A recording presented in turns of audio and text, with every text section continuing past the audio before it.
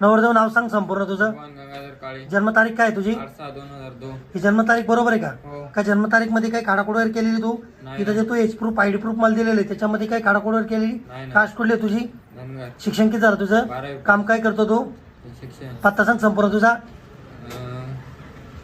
आशेगाव आपलं तालुका वसमत जिल्हा हिंगोली. गाव? आशेगाव.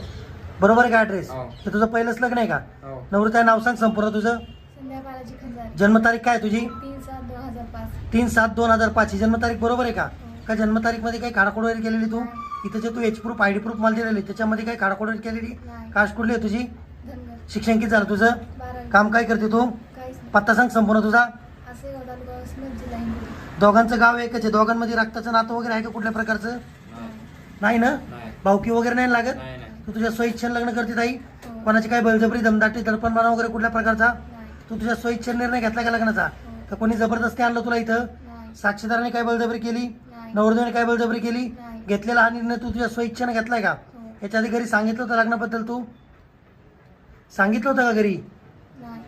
घरून विरोध आहे का नाही तुला माहित नाही?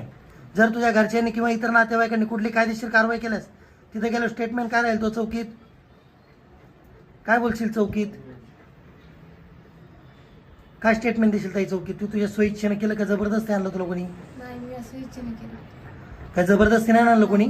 करायचं लग्न तुला? हो. कधी करायचं? आता. का थांबायचं तुला?